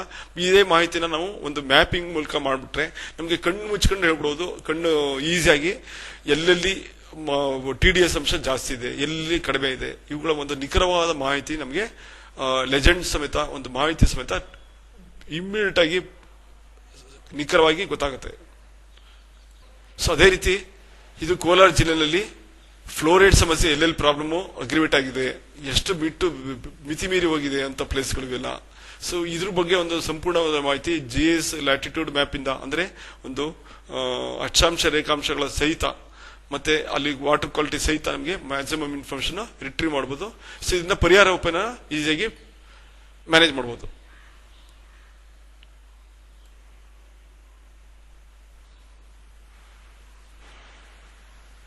ಇಲ್ಲಿ ಫ್ಲೋರೈಡ್ ಕೋಲಾರದ ಸಂಬಂಧಪಟ್ಟಂತ ಫ್ಲೋರೈಡ್ ಮ್ಯಾಪ್, ಸೊ ಎಲ್ಲೆಲ್ಲಿ ಎಷ್ಟೆಷ್ಟು ಕಾನ್ಸಂಟ್ರೇಷನ್ ಇದೆ ನಮಗೆ ಬಹಳ ಕ್ಲಿಯರ್ ಆಗಿ ಗೊತ್ತಾಗುತ್ತೆ. ಇದರೊಂದಿಗೆ ನಮ್ಮ application of GIS in urban local bodies, ನಮ್ಮ ನಗರ ಸ್ಥಳೀಯ ಸಂಸ್ಥೆಗಳಲ್ಲಿ GIS ಅಪ್ಲಿಕೇಶನ್ ಯಾವ್ಯಾವ ರೀತಿ ತಾಂತ್ರಿಕವಾಗಿರ್ಬೋದು, ಫೈನಾನ್ಷಿಯಲ್ ಇರ್ಬೋದು, ಮತ್ತೆ ಟ್ಯಾಕ್ಸ್ ಪ್ರಾಪರ್ಟಿ ಟ್ಯಾಕ್ಸ್ ಸಂಬಂಧಪಟ್ಟಂತೆ ಇರ್ಬೋದು. ಸೊ ಎಲ್ಲ ಇದನ್ನು ಬಳಕೆಲು ಎನಾರ್ಮಸ್ ಆಗಿ ಅಂದ್ರೆ ಬಹಳಷ್ಟು ಉಪಯೋಗಿಸಕ್ಕೆ ಸಾಧ್ಯತೆ ಇದೆ. ಸೊ ಹಾಗಾಗಿ ಇದರೊಂದಿಗೆ ಈ ಅಪ್ಲಿಕೇಶನ್ ಆಫ್ GIS ಅಧಿವೇಶನ ಮುಕ್ತಾಯಗೊಳಿಸಿ ಇದೇ ಇದನ್ನ ಡೆವಲಪ್ ಮಾಡಿಕೊಂಡು GIS ಇದನ್ನ ನಿಮ್ಮ ಅರ್ಬನ್ ಲೋಕಲ್ ಬಾಡೀಸ್ ಅಲ್ಲಿ ಅಡಾಪ್ಟ್ ಮಾಡ್ಕೊಳ್ಳಿಕ್ಕೆ ಪ್ರಯತ್ನ ಮಾಡಿ. ಇದಕ್ಕೆ ಸಹಕಾರ ನೀಡಿದಂತ ಸೆಂಟ್ರಲ್ ಯೂನಿವರ್ಸಿಟಿ ಅವರು ಮತ್ತೆ SID ಸಂಸ್ಥೆಯವರು ಇವರಿಗೆ ಸಂಸ್ಥೆಯ ಪರವಾಗಿ ಮತ್ತು ತಮ್ಮೆಲ್ಲರಿಗೂ ಧನ್ಯವಾದಗಳನ್ನ ಹೇಳ್ತಾ ಈ ಸೆಷನ್ ಮುಗಿಸ್ತಾ ಇದ್ದೀನಿ. ಧನ್ಯವಾದಗಳು. Thank you.